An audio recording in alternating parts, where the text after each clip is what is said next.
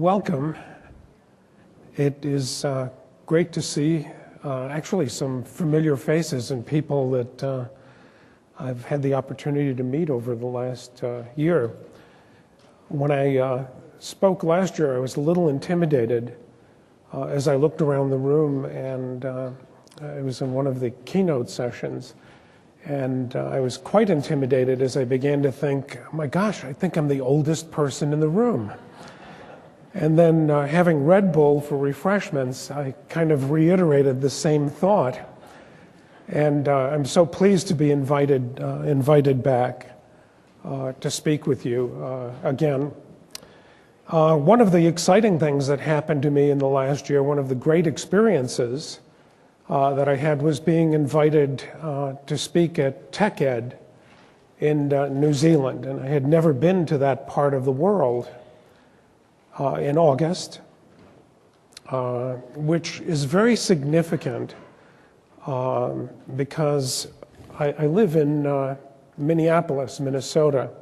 And one of the first questions I was asked is, why would anyone who lives in Minnesota go to New Zealand and Australia in the wintertime? And I did not have a great answer for that, other than what I think was one of the most spectacular groups that I ever had an opportunity to speak to of tech and design folks. And it was just so stimulating. It was absolutely fantastic. But Minneapolis is rather unique. There are a lot of people who will actually ask me, why in the world do you live in Minneapolis? And I do not have a logical answer for that. You see, Minneapolis, even most of the time, this is summer in Minneapolis, by the way, is not the most wonderful, warm environment. But I went there about 20 years ago to work on 3M global branding. I was with Gray Advertising at the time. And went there to work on 3M global branding, Dayton Hudson that had Target, a number of different organizations. And then I went to National Car Rental as the vice president of sales and marketing, and we developed Emerald Isle and Emerald Club. And then I started really putting a lot of principles together around this world of experience management. And I've learned a lot over the years that I hope I can, with some clarity, share with you today. But one of the things that I learned living in Minneapolis is when it is minus 17 degrees. Anyone here from a cold climate? When it is minus 17, if you've never experienced it, it is cold. And I couldn't get over how focused we get and how efficient we get. The first time I experienced weather like that, I thought I was going to drive into the lobby of a restaurant one night to get in as close to the door as I possibly could. I mean, it is cold. So in Minnesota, we get very, very efficient, very focused, and I learned all sorts of techniques for parking close to an entrance. You know, you circle, it's like being in a holding pattern and all of a sudden you zip into a parking space. But what I'd love to do is share one of the critical lessons that I've learned from my 21 years or so living in Minneapolis.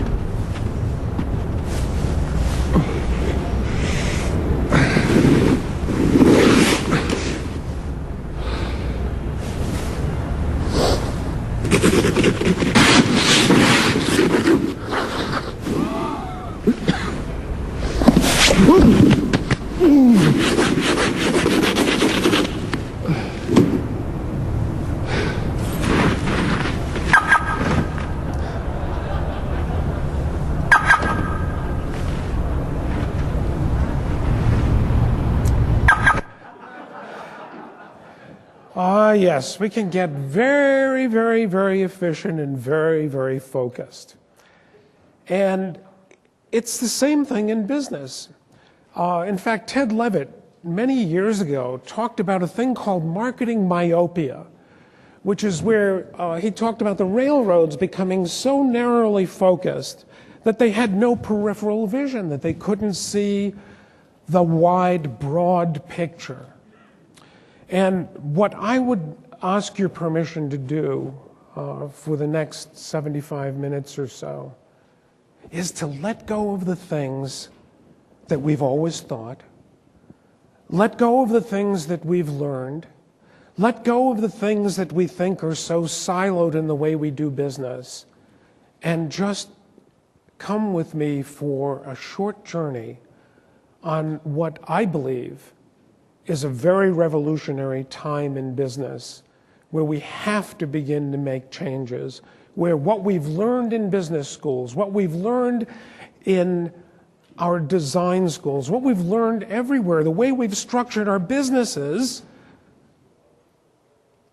are not completely functional for the world we are beginning to enter.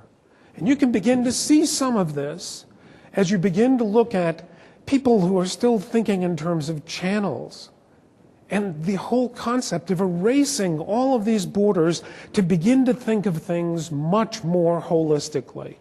And what we're talking about today is the holistic experience that people have and the total value that that creates. So when I talk about experience today, I'm talking about experience, not just about customer experience, and it's the reason that our philosophies in our firm are not called customer experience. It's employee experience, it's stakeholder experience, it's shareholders experience, it's society's experience with a company, partners' experiences with companies. It's the value created by experiences.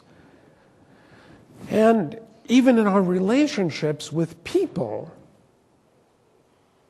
with spouses, the value we create experientially is extraordinarily powerful. Now, what I would recommend is when we begin to talk about clue scanning and looking for negative clues, do not practice this at home.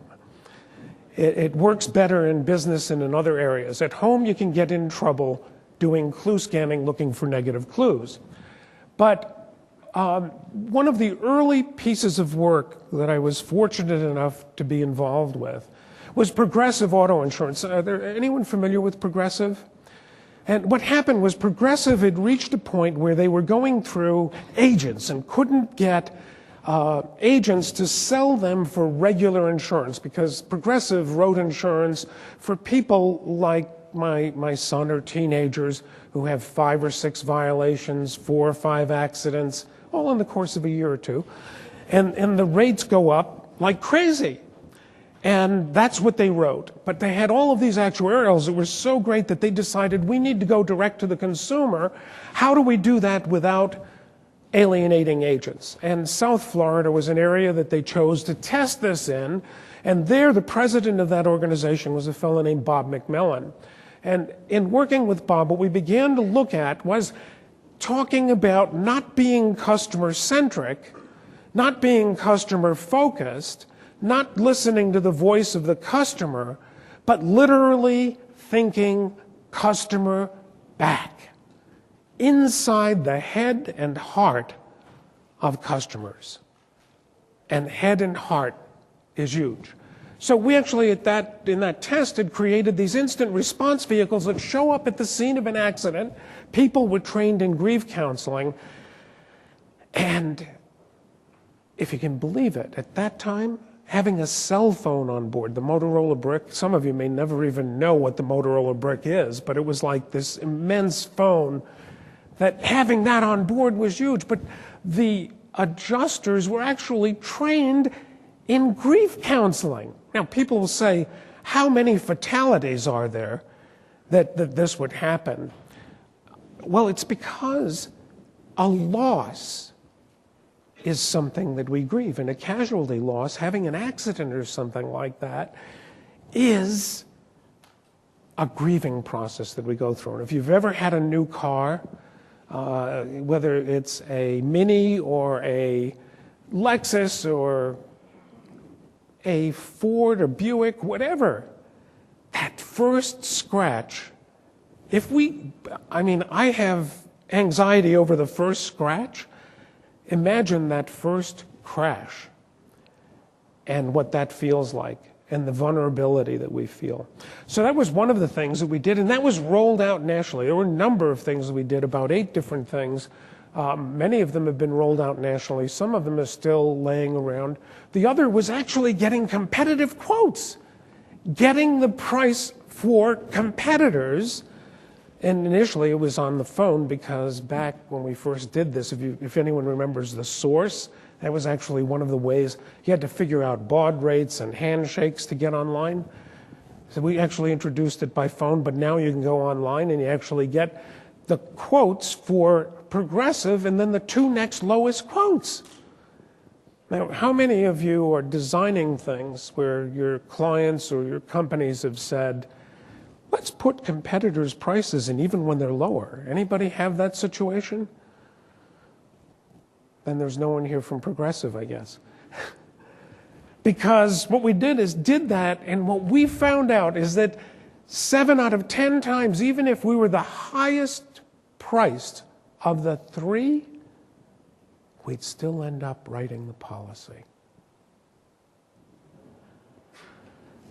So we've worked with numerous organizations that are on journeys of understanding customer experience at varying degrees and varying levels. And what is fascinating to me is the ability to begin to wrap your mind around this. And it's something that doesn't happen like that. It's a way of doing business. It's a way of thinking.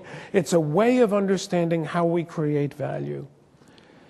And that to do this and to engineer the value into the experiences, if you will, we have to move from the whole theories and sets of concepts and constructs of making and selling to sensing and responding, to really thinking customer back and understanding both that emotional and rational bond, understanding and leveraging the role of the unconscious, becoming clue conscious, and then developing rigorous systems that develop and manage clues. So for me, and what I love is there are so many younger people in the audience that I love asking this question. Does anyone remember Howard Johnson's restaurants? Okay, at one time in this great country of ours, there were over 800 Howard Johnson's restaurants. They were everywhere. They were almost at every exit on the interstate. And Howard Johnson's actually in the 40s and 50s created franchising. J.W. Marriott wanted to be a Howard Johnson's franchisee. And I grew up on the East Coast, and this is a menu cap that you'd wear. You can tell how old I am by the prices. A hamburger for, a full meal for 55 cents, I think, right? But what was absolutely amazing is I grew up thinking this was the greatest organization on the face of the earth. I grew up with it. We'd go to Florida. We'd stop at a Howard Johnson's for breakfast. We'd stop there for lunch. We'd have dinner there, and then we'd even stay at a Howard Johnson's motor lodge. And I got to work with them in their last 6 months of existence. I'm very proud of that, because I learned some things. I wasn't fully responsible for that happening. But what I learned is we were in meetings and we're talking about taking 1/16 of an inch off of a straw to save X thousands of dollars. We're talking about going from a 4-ply napkin to a 2-ply napkin to save X number of dollars. And these are much older ads than when I worked with them. But they were known for 28 flavors from back in the 50s when they first started. They were known for 28 flavors of ice cream. We're in a meeting, and I'm thinking how wonderful this world is that there are efficiency experts that could tell that there were 3 culprit flavors, rum raisin, or I think it was called frozen pudding. I forget what the other 2 flavors were, butter pecan, but it took X% more time to flush the system in the commissary to make those flavors, and we could be 2.3 times more effective and have X% more profitability in the commissary if we did away with the 3 flavors. So I lean over, I'm a marketing and advertising guy at the time, and I lean over and I said, well, what do we do about the advertising claim? And someone in the marketing department responded to me, Lou, you worry too much. We'll just tell people we're out. So I'm in this environment where they're extracting value out of everything they possibly can, even out of the customers, extracting value from the customers. And this whole obsession with value extraction. I would be in Quincy, Massachusetts with them at the beginning of the week, and then I would fly to Orlando, Florida, where I was working with another organization that was clued in. And working with that organization, my life changed forever. I will never, ever be the same. It was like I was struck by lightning. Now, I'll never be the same because I'll never have as much hair, nor will it be black again unless I dye it. But it actually changed my perspective and the way that I viewed the world and the way that companies create value and the reward that they get for the value that they create from customers.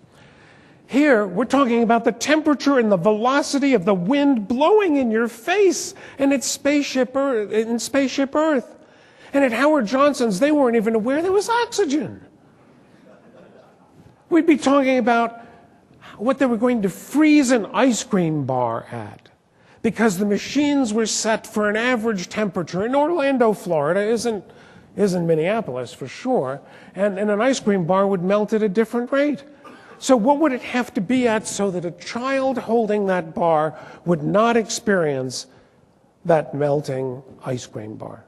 And actually, it's not too good for the child. It's even worse for the parent. But to feel that, to be so inside the heart and mind of the customer, to know what that's going to feel like and how that will affect the total value I create.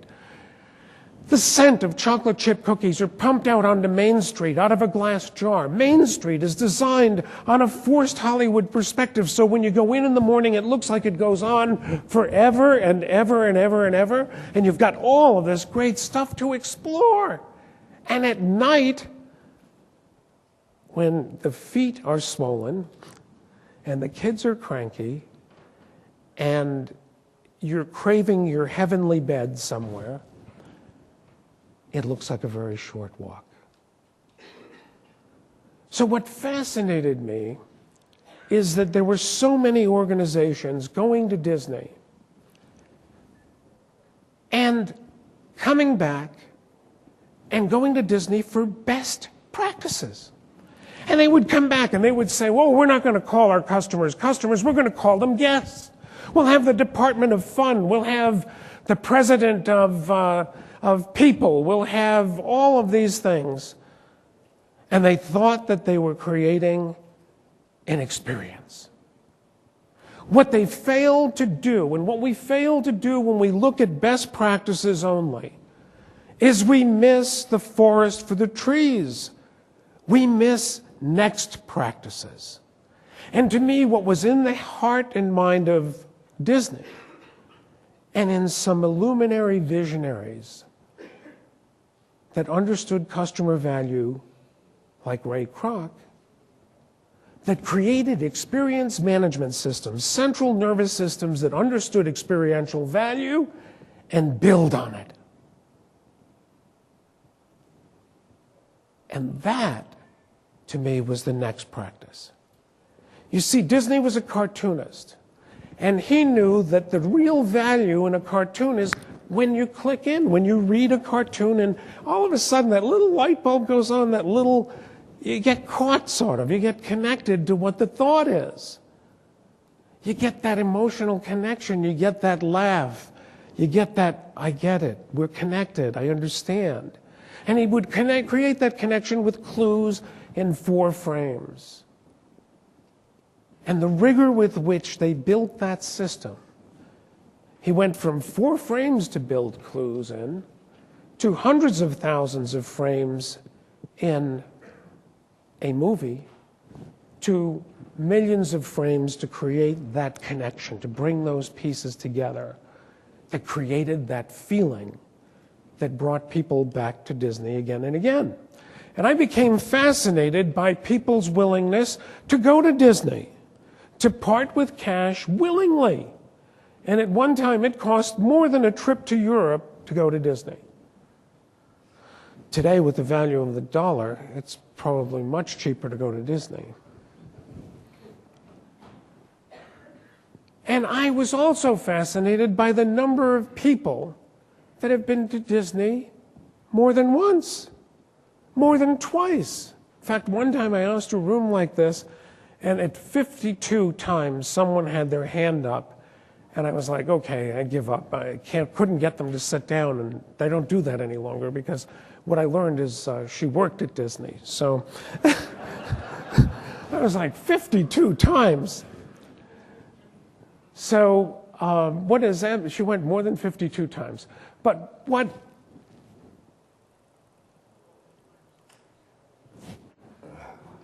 Is that the fatal blue screen?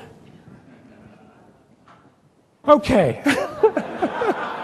You're going to have to pay really close attention now. Are we dead? I can talk.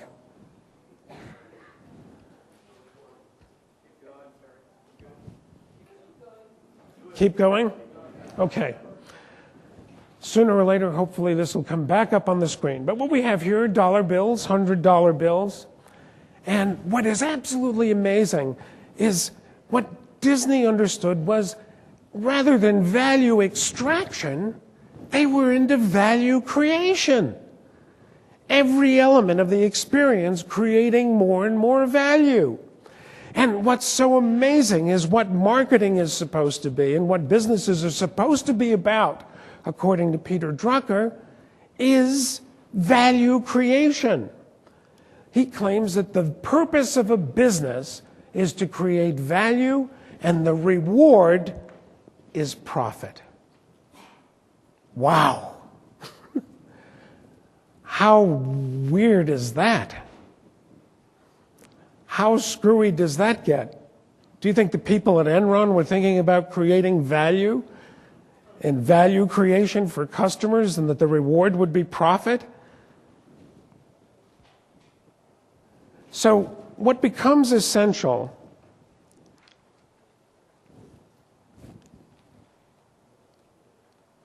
is people. It's really understanding that it's people, human beings, that actually part with cash. Human beings who will willingly pay for things.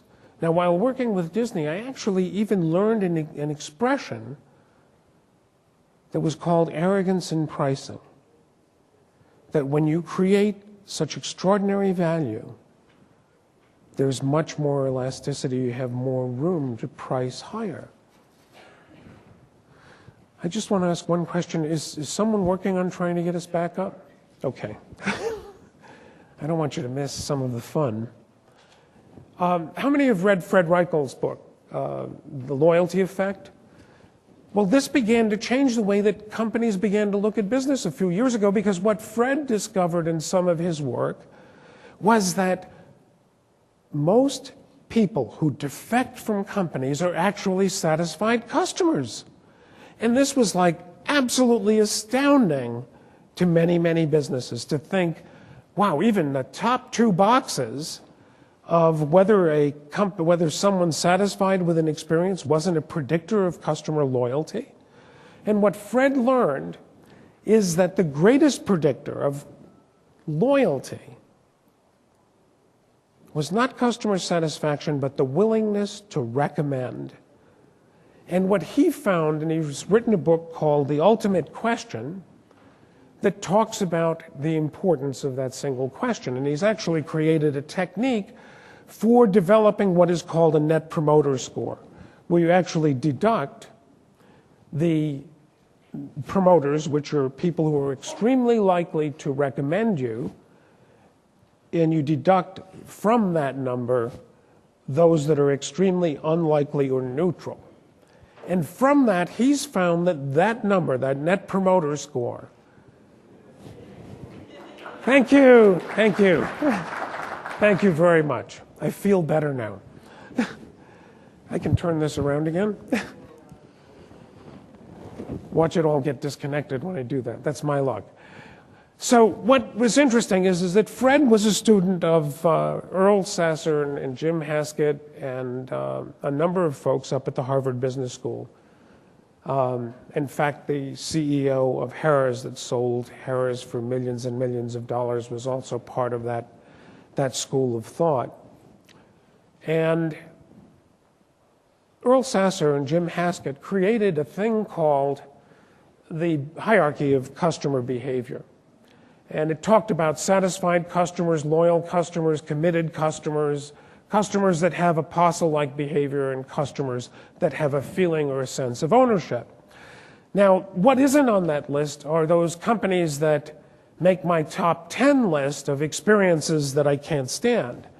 And one of the experiences I can't stand personally is flying. Flying has become a real drag.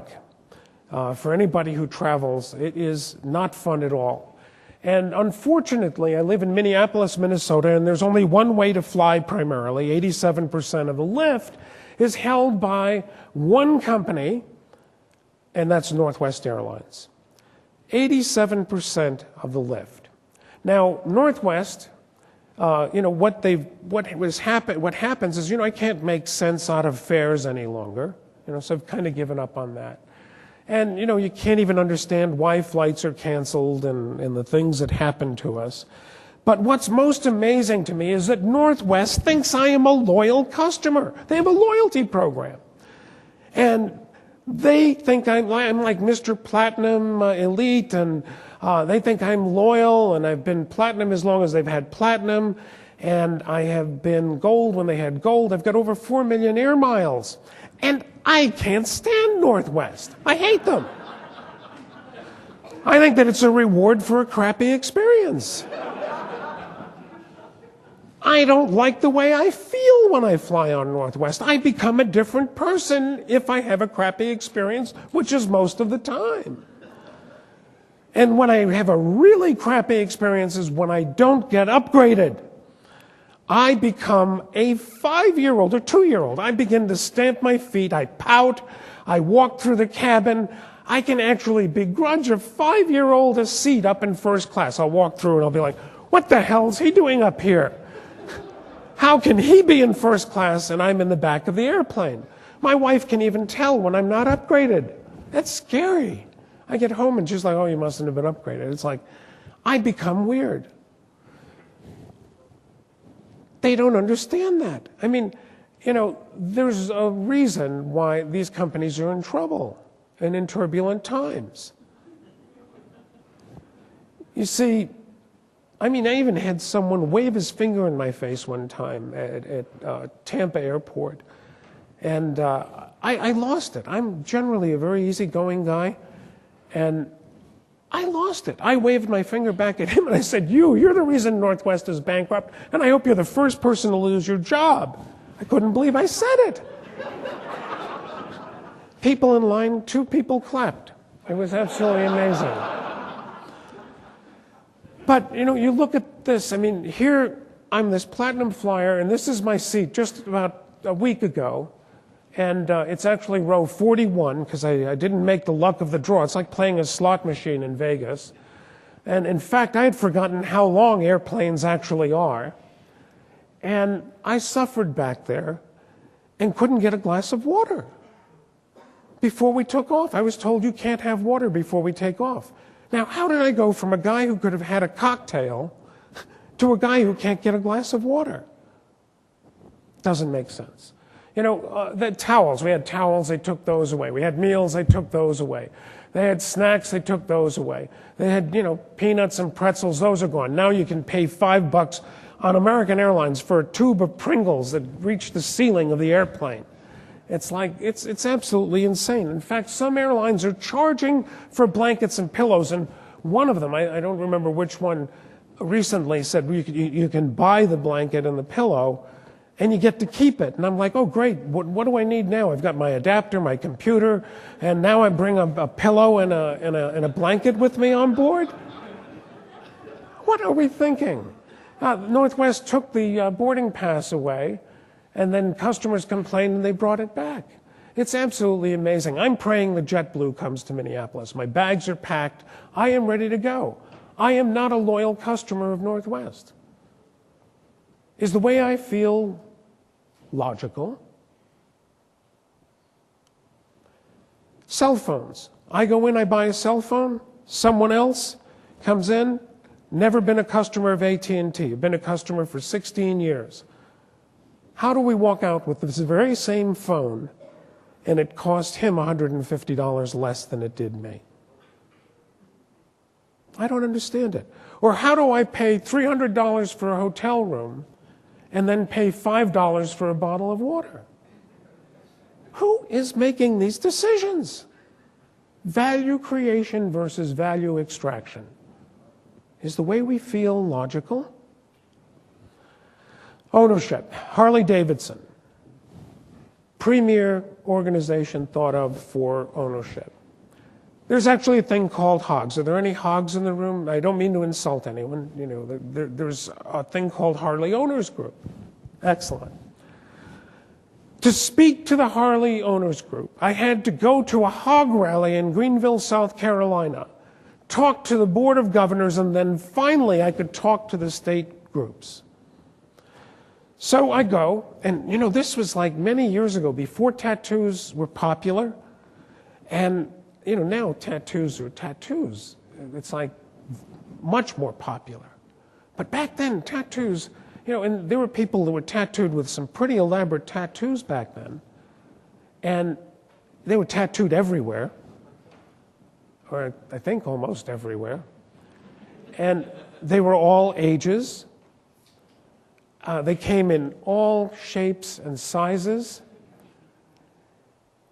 And you know, there were people that looked like they had climbed out of from under rocks somewhere in the country to the CEO of Mobil Oil. I was absolutely amazed. And I was amazed at how diverse this group was, yet the connection that's created with this diverse group. And we're so into segmentation today that we lose sight of what it is that makes customers the same. We have the ability to really discern differences. And what we're doing a horrible job of doing is understanding pattern recognition of what's common, and then building our segmentation platforms off of that. Now, there isn't a company on the face of the earth that wouldn't want to have their logo tattooed to you. And what you don't know is that as you leave the room, we have made special arrangements. It's painless. Is it logical for a 50-year-old man to own a Harley? Barbershop, Toronto, Canada, Trufford and Hill. Barbers to British royalty since 1805. I never try to figure out how they're cutting British royalty's hair in Toronto. But I have this smell that's coming out of here, and I'm there 3 hours before we started doing some more work. We had done work for Royal Bank of Canada about 2 years before around understanding the experience, the brand experience, and now we were going to be working on some other projects. And it was just absolutely amazing. There's this scent coming out of here, and I've got 3 hours to kill before the rest of the team gets there. I'm really tense, kind of walking around. Before I talk, I get a little nervous. So I'm like, maybe I'll get a haircut. And then the smell. It was a scent that reminded me of a cologne that my dad and my grandfather used to wear. It was very, very exclusive. The distribution on it was very, very limited. It was in not even in barbershops, I don't believe. It was in grocery stores and drugstores. It was called Aqua Velva. You bought it by the gallon drum. And this smell was coming out of there, and I look in, and there are barbers that are cutting hair so precisely, holding their hands up like this, and I'm thinking, this is great, because precision in my situation is very important. And they had name tags, and they're wearing white coats, and you knew who they were, and it was absolutely amazing. You knew who the barber was. They even looked well-groomed, and I got a haircut. I sat down, I'm wearing a white cape that's made out of cotton, not some plastic stuff that's going to melt, and no big puffy gardenias or anything on it. I mean, I was feeling cool. I was really feeling confident. And I was feeling so good, I even got a shave, and I don't shave. And after they shave, they rub your shoulders, they bang the back of your head, do all sorts of stuff. They even rub your earlobes. I mean, if you've never had that done, it's cool. So we go to our meeting, we have our meeting, and we come downstairs. And if you've ever presented in a meeting and you're pitching a project, I mean, more often than not, you know how you did. And when you hit a home run, I mean, you're like on cloud nine. I could have done a backflip coming out of the room. I mean, I was so confident. The rest of the team, you know, the confidence rubbed off. I mean, we were like, wow, this is great. Everybody's excited. Get down to the street corner. The champion for the project calls, says, can you get started on this project on Monday? I'm like, holy God, that's fantastic. Let's go out and celebrate. Go to my hotel room, walk into the bathroom, I look in the mirror, and I had a crappy haircut. I looked like hell. I looked like hell, but I felt fantastic. I felt great. I had a wedgie, a cowlick that was so bad I used a hairdryer and a cloth to try to get it to sit down. Now, 3 weeks later, we go up to Toronto on business. What do you think I do? What do? I go back there for a haircut. I even started scheduling my haircuts around going to Toronto. I even made a trip to the original Trufford and Hill in London. It was like going to Lourdes. Is that logical? I mean, I could have gotten my hair cut in Minneapolis. It's how it made me feel. You see, there are experiences that we reject, that we accept, and that we prefer. There are those experiences that are just so unbelievable, that speak to us in a certain way, that we don't even understand, that we create intellectual alibis for, that we go back to again and again and again. Now, this world of experience was touched off. You know, when I first started talking about experience many, many years ago, people would look at me like I was smoking the drapes. And then all of a sudden, Starbucks is getting $4.82 for a cup of coffee and tells everyone they're not in the coffee business. And I'm like, wow, someone understands experience. That it's not the function of the business, but the effect that the business creates that creates the value. And we get hung up on the functionality of the business and lose sight of the effect that the business creates.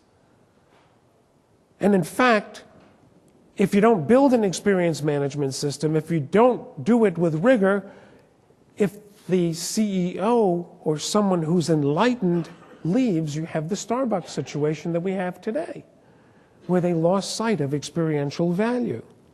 So, you know, Howard Schultz said that every store is carefully designed to enhance the quality of everything the customer sees, touches, hears, smells, and tastes. In fact, he's now back running the company because he feels that they lost sight of the experience. In fact, several days ago, they closed all of the Starbucks for 3 hours to get all of the baristas back on the same page and understand the value of the experience that they create. So, what we've failed to understand is everybody wants to be Starbucks. But we won't let go of what the old world model, the industrial age model, is all about. We won't let go of this world of making and selling. We want to continue to think of it as product, product, product, product, make and sell, make and sell. And the world has changed dramatically because today it is about sensing and responding. Sensing things that we don't even know we know or don't know. And creating responses. So what experience management is about, in the past we always thought about behavior, how do our customers act? And then, in the world of brand as we knew it, it was about attitudes. How do they feel about us? How do they feel about our product? And that's what we spend most of our time, how do they feel about our experience? The real value, the unconscious value that's created is not just in the attitudes and the behaviors, but the real value is in how we cause our customers to feel about themselves and the experiences that they have. And we spend more time, more money, and more research dollars on understanding how they feel about us in this old product world than sensing how we're causing them to feel with the way that we respond to them. So Northwest will ask me all sorts of questions, but what they never ask me is, how do we make you feel when you fly with us? You've heard some of how I feel. And then I take those emotions, and that's what shapes my attitudes toward Northwest, and it's what ultimately drives my behavior. And there are experience clues, for example, the waving finger, and I can't do that, that stimulate these emotions. So as we look at this world of experience management, it's how clues cause us to feel in the experiences that we have. And we see lots of evidence that traditional thinking no longer holds as much weight. Kevin Roberts, who wrote Love Marks from Saatchi Saatchi, talks about how brands have run out of juice. We talk about brands today representing a promise made to all audiences regarding an experience. Yet many organizations still think of experience as customer service. So this world that we live in today, we have a chasm that we must cross in this 21st century. And it's truly understanding the distinction between these three different elements. That brand, and the way that we've thought about it, is how people feel about our company, how they feel about the products, how they feel about what we do. Service is kind of, okay, how do we treat people? Do we spit on them? Do we tell them they can't have water for 24 hours on the flight? Or how, in the world of experience, how do we cause customers to feel about themselves? Now, when we know that, and we know that the business that we're in is about effect, and define our business by effect versus function, it's huge. Fred Smith, CEO at FedEx, says the business that they're in is a peace of mind business. The effect they want to create is peace of mind. The function is moving packages back and forth. Now, you still have to be able to do that. And in fact, when they had this self-tracking technology that was built, there were people that wanted him to drop prices to compete with the brown people because they were feeling price pressure. And Smith said, no, we're actually creating more value today, more peace of mind because you can track your own package. Even though we got all this cost out of the business, they actually raised the price. When everyone in an organization understands that experiential value and understands that it's not just the function, but effect.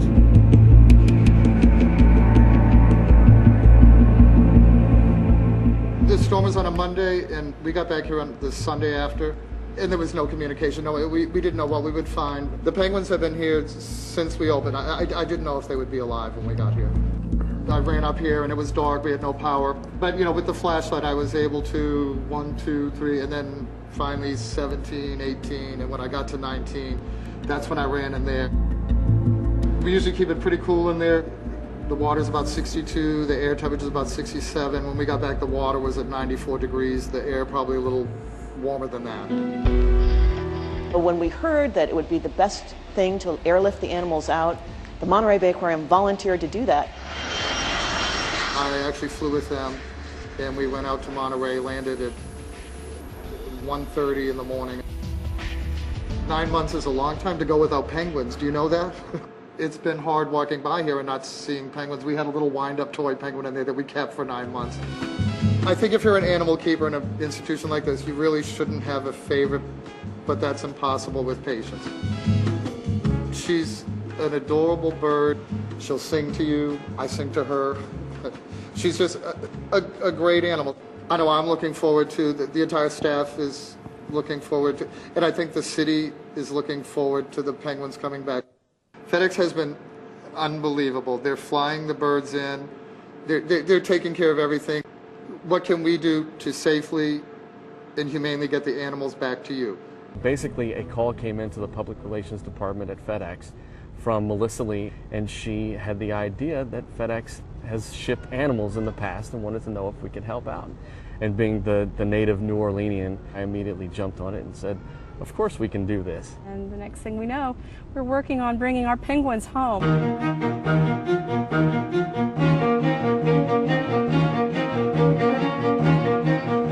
We needed special pressurization requirements for the sea otters. We needed to make sure the temperature was okay, which meant that we needed to charter an Airbus aircraft.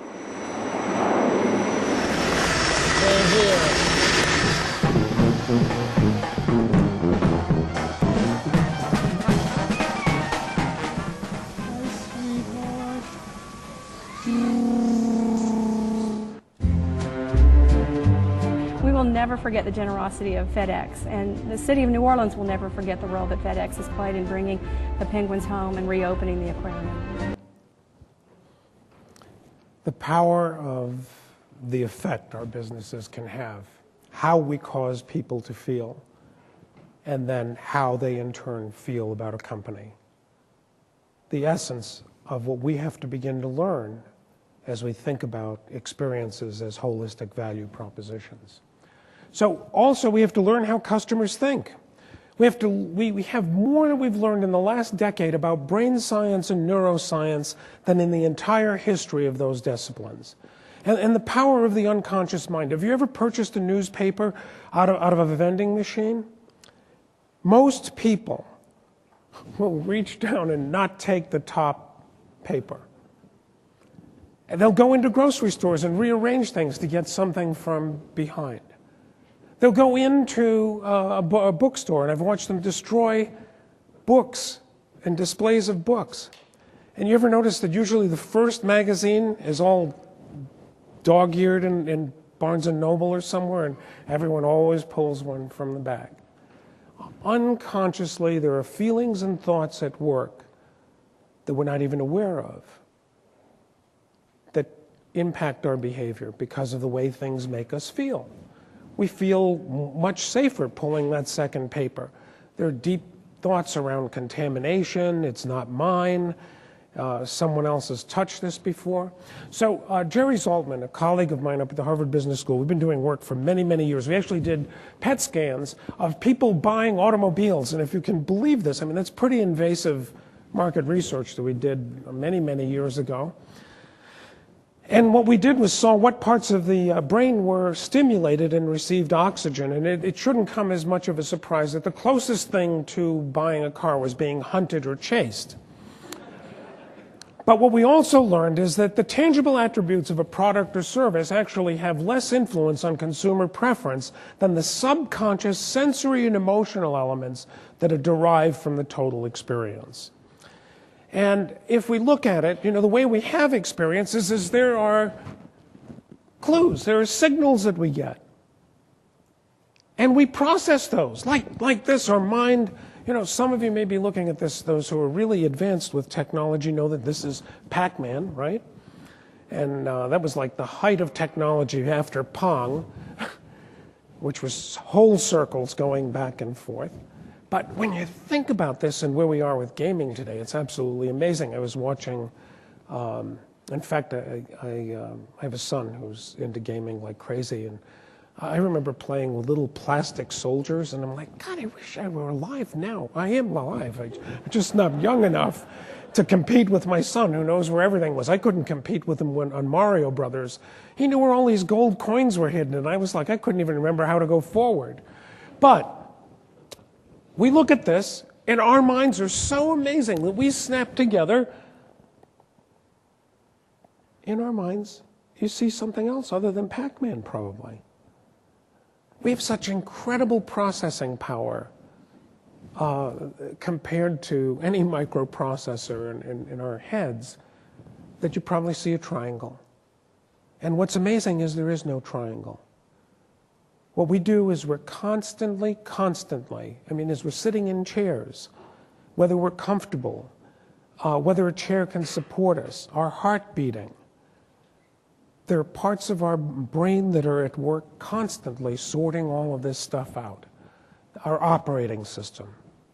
And it's amazing because we're continuously, consciously and unconsciously, filtering a barrage of clues and organizing them into a set of impressions. Some of them are rational, some of them are emotional. It's what we see here: smell, taste, touch, feel. I remember at CES a couple of years ago, there was a mouse that actually had texture. You could feel the bumps and feel texture. And at CES, years before that, there was someone who had all these little vials of oil that created scent and stuff. But that's the way we take in data and information. And there are functional clues that deal with the functionality of the good or service. There are mechanic clues that are those associated with sight, smell, sounds, textures, etc., and mnemonic clues that are associated with language, choice of words, tone of voice, level of enthusiasm, appearance, body language, and those tend to be emotional. Let's do a little quick clue hunt. Very, very subtle clue in the FedEx logo, as you can see. It's a circle, not a circle, it's in the circle, and it's an arrow. Very subtle. Then there are some clues in life that are not quite as subtle as that are very direct, that we process in our experiences. And language. I mean, how different does do not enter versus exit only please feel? Here's a sign that's finished in 360 degrees because that's the way we experience it. And what's even more amazing is that I could probably offer $100. I could actually offer $1 million and say, is there anybody that can't get to within 100 miles of where this sign is? It's how powerful our minds are in terms of what we pull together. Working in textile services, how different does that feel versus working in the laundry? Or here's a room that I stayed in. Picture this. I check in late at night, and on my pillow, right there, is a message from Inspector McGruff: take a bite out of crime. And I mean, this is the way I'm going to bed. I'm processing information like, don't invite strangers into your room, place all your valuables in a hotel or motel safe deposit box, don't leave any valuables in your car. I went to sleep with one eye open. I was anxious. I mean, I'm beginning to wonder whether I'd wake up the next morning. And what I think is so amazing, in another hotel, if I fill that little card out, they're willing to make breakfast for me. They'll even bet that I'll be alive. They'll take the risk. That's a hell of a different feeling. Now, toilet paper can tell us an awful lot. I mean, toilet paper is a universal thing right now. I mean, it is absolutely amazing. Everywhere I've been, I mean, toilet paper tells us stories. You're like, what happened here? I'm not quite sure. I don't know. But we've become accustomed to certain things, and you see just the tip of what that is. This is a hotel room that I checked into, and then this is another hotel room that I checked into. Checking into this hotel room, I'm like, who was here before I got here? Did they forget to clean the bathroom? Because we've become accustomed to a thing called the toilet paper triangle. Now, there is no limit to creativity. Those of you who are involved in creative know that there is no limit to creativity. Because, if you think about it, how do we differentiate ourselves? Well, if one triangle is good, two must be better than one. And certainly if two triangles are great, three triangles must be better than two. And then, not everybody makes a perfect triangle. There are some rush triangles in life. There's some that are not quite as good as others. You can see that there's quite a variety. And then this one, you could hurt yourself on this one. It's a sharp object. You skirt by the bathroom and you have to avoid the triangle. And then there's, here we have a seal You know, that there's a logo, and I mean, I don't know if anybody's into branding, but I don't know whether I want people using my logo that way. Then there's seals. You'll see here at the Venetian that there are little seals and so on. And, you know, Microsoft has opened a whole new world for me. I was at PopFizz with some of the Microsoft folks and was very honored to be able to judge PopFizz in LA. And they introduced me to a whole new experience. We stayed at a place called The Standard. Anyone ever stayed at The Standard Hotel in Los Angeles? Well, they have brought the toilet paper messaging to a new level. It now comes with instructions at The Standard. I didn't think I'd find anything that new in toilet paper.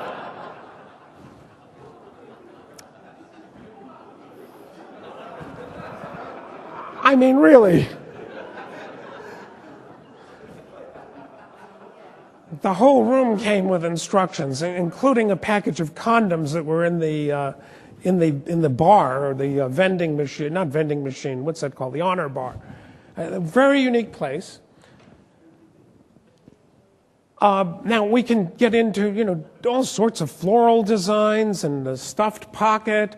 We can get into the triple trifold ruffle over the top of the toilet paper triangle. You can do the triple trifold ruffle under the toilet paper triangle. Or God forbid you're in a hurry here if you've got an emergency. And I mean, here I'm still trying to figure out what this one is all about. What value do we create with the signals that we send? How well thought out are they? How do they cause people to feel, or do we do them just because they make us feel good? Oh, let's wrap it up and tie it in a bow. Well, if you've never had to run to the bathroom in a hurry after being on a long trip, you may not really appreciate having to unwrap the toilet paper for a half hour.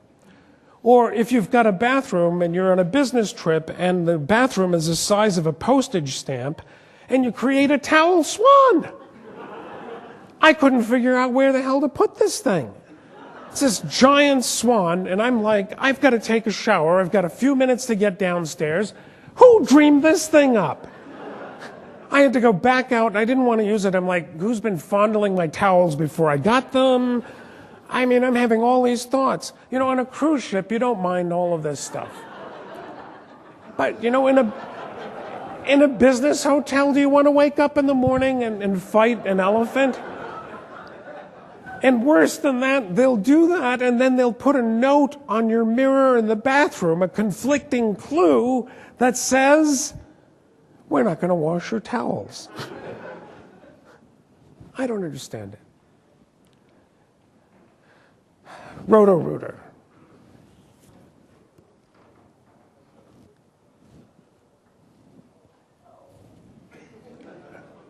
It's a drain cleaning company. 18 years ago, there was a gentleman named Alan Wilk that they wrote about in a book by Jim Schlesinger up at the Harvard Business School. It was called America's Heroes and Not a CEO Among Them. And this is a little video from back then about Alan Wilk.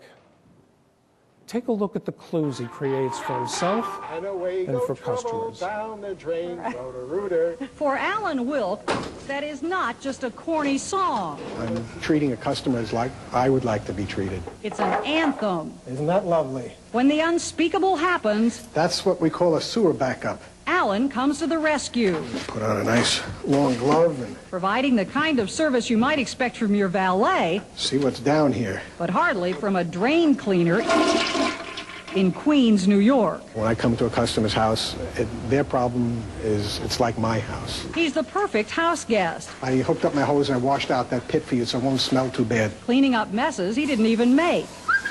Look what I got. He feeds your dog. Don't make crumbs. He even smells nice. That's just some cologne. You saw sometimes this work does get dirty sometimes. For Alan, no detail is too small. When I'm finished with a job, the customer may perceive I'm finished, and then I do just one extra thing, like that extra cleaning up. They didn't expect that. So, what did it cost? A few minutes extra time? And And he'll do anything to get to a job faster than the next guy. That 5 minutes that you wasted may have been the 5 minutes that another company got there before you. Never needing to stop for directions. Very often you may not know exactly where that call is. For a drink. I don't even have to stop. I can just pull a train. Or even for a bathroom. I have my own facilities. And Alan always wants to look his best. Just last Friday night, I had a job where I was down in this pit for about 4 hours underneath this house, and boy, did I get dirty. So I got undressed, took a shower. This is The unbelievable. next customer never knew how dirty I was. This is absolutely unbelievable. So Rotor still sees itself in the business of product. They're selling the machine. Alan understood that the business is about the effect and the clues that are embedded for the employee himself and the clues that are embedded for customers. So you cannot not have an experience. The question becomes is how managed or haphazard is the experience? And critical to that is how do the clues come together? Are the clues a set of random clues that are unattached, that don't create an emotional connection, a feeling that you're focused on how you want customers to feel? Or do they come together in a way that create that bond, that emotional bond that brings us together with brands, with companies, with experiences because of the way those experience clues and experiences cause us to feel? So we can dramatically and very systematically and purposefully design experience clues that create feelings that emotionally engage and bond customers. We talk about the disciplines that are used in managing customer experience, assessing experiences, auditing experiences, designing experiences, implementing experiences, and stewarding them. But what I warn you is what we keep doing is using tools from the industrial age in product design and going about doing experience design the way we design girders and beams and toasters. And we need to move beyond that. I like to think about it as learning about experiences, creating experiences, and doing it. And this is the way those pieces fit under that. Learn, create, do. Very simple. There are a number of new tools, 21st century tools, that I believe are really critical in moving forward in designing total, holistic experience value propositions for companies. How we learn about them, how we audit it, how we understand what the unconscious desired experience is that someone has, what the existing experience is that they have, and how we close the gap. In an experience audit, there are all sorts of distinctive tools that are being developed, and more we're working with academics all over the country and doing all sorts of great stuff and experiments and things. But we've got language analysis, the ability to clue scan. There are a whole bunch of different ways to understand that gap like we've never understood it before.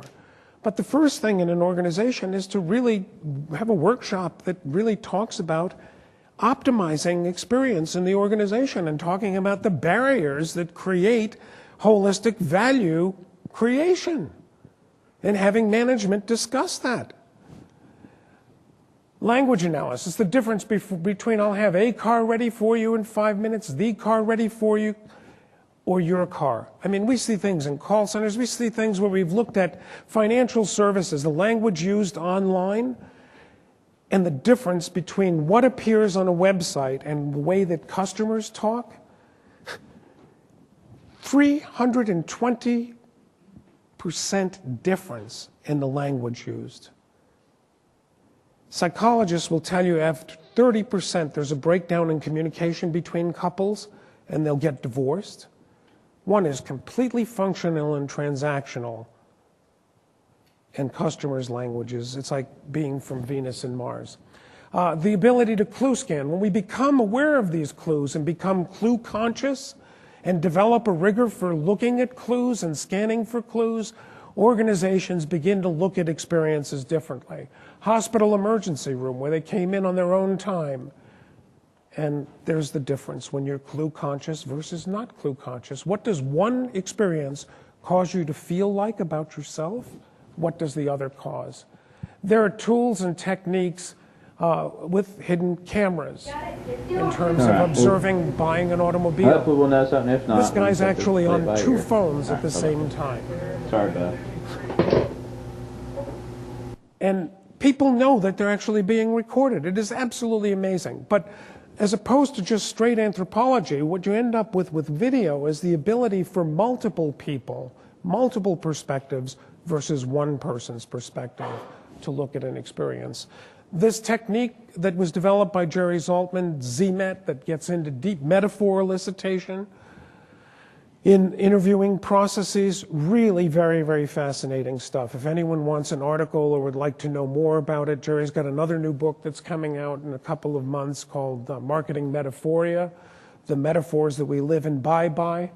But it's absolutely amazing because these metaphors, when you begin to design with metaphors, it's huge.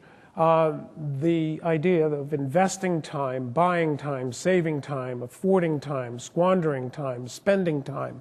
So the way that we think of time is the very same way we think about money. And the deep metaphor underneath both of those is this idea of a resource. If we look at tires, what we find is that a container is the deep metaphor there. And if you think about the Michelin Man being encased in tires, that's really safe. If you think about the way we think about living on Earth, if we thought that space was open-ended, we can't really deal with that. We think of the sky as a container, and that we're on a container here on Earth. So we know that there are these deep metaphors in the way we frame things. Emergency rooms are all about motion and movement. And as long as we have a sense of movement, we feel we're being taken care of better. The idea of an experience ribbon. How do we perceive the experience? How do we interact? And then how do we recollect it? What are the clues that create memory recollection? How do we reconstruct it? Many organizations... Whoa.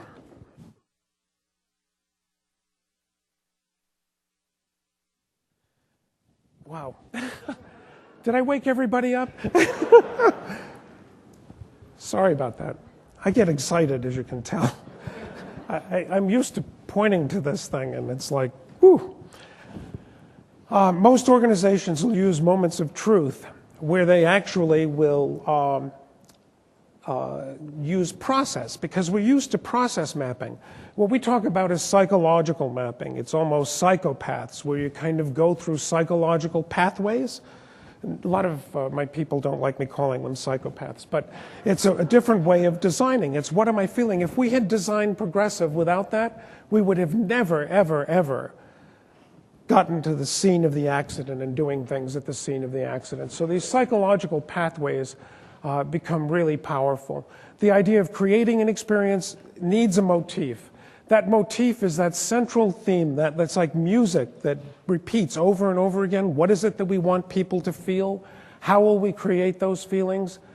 At a health and wellness center, feelings strengthened, understood, and renewed are what bring people back again and again and again. So with that motif, you can actually accept clues or create clues that are preference clues, and design those. You can eliminate negative clues and improve the neutral clues. Even a simple thing like the way that a phone is polished with a polishing cloth and presented to someone in a cell phone experience is huge in terms of taking possession of something. Roles versus job functions, absolutely critical in organizations. We do so much with functionality, and what's your job function? We forget what people's roles are. The concept of developing an experience blueprint that pulls it all together. These experience blueprints and the way that pieces are put together around deep metaphors so that clues end up building what that whole story is and the way that the whole story comes together. Very, very critical. Tools in terms of being able to understand unconscious and conscious thought. We're now doing pre-post scans of people. It's an online tool where you can actually subject someone to an experience and understand what they actually feel, not just what they've said they feel, but how they actually feel emotionally after an experience. And these have become very powerful in employee experience, online, et cetera, and their conscious and subconscious feelings. Inward passive, unpleasant active, outward passive, 28 basic emotions, and then you plot them and can build them with various audiences, regionality, all sorts of things to look at those. How to deliver an experience, you need a lot more context. It's a lot more about the role than the function. You know, we tell someone answer the door versus answer the door, make our guests welcome after a 2-day trip. Otherwise, you find people, we've got video of people knocking people over coming into restaurants because they're measured for how they open the door. A barista knows their role. It's a role versus a job function. How to improvise, not script people, but actually improvise language. What's the language that should be included in our digital communications that speak to customers' experience? So it's not just what we do, it's how we do it. It's really systems thinking. It's really thinking about what are the pieces that come together that create the effect that we want. It's systems thinking. It's very, very simple. How it comes together to create an effect. Moving from making and selling, thinking customer back, understanding and leveraging the role of the unconscious mind, clue consciousness, and developing these rigorous systems. Now, I want to leave you with 2 parting thoughts. The first is how to make a toilet paper triangle. It's very simple. I can also teach you how to do a pratfall. I feel like Chevy Chase. But it's a first fold, a second fold, and then you can even put your logo on it if you dare. But what I'd like to do is ask and close on a question. What business is Blockbuster in? Think about how business is so different if we think about the effect versus the function. The function of renting DVDs and videos, thinking that we're in brick and mortar, to the permission that we have for effect. It's huge. It's huge. I have a daughter that is in her late 20s and came home for Christmas and The Wizard of Oz was on, and it was like if she could have put Dr. Denton pajamas back on for the night that The Wizard of Oz was on, I think she would have. The pajamas with feeties on them, to re-experience the whole magic. I hope that in our brief experience together today, in some way, you'll continue to think about the effect that you have and not just the function. Thank you. It's been an honor to be with you. Thank you very much. Thank you. Thank you.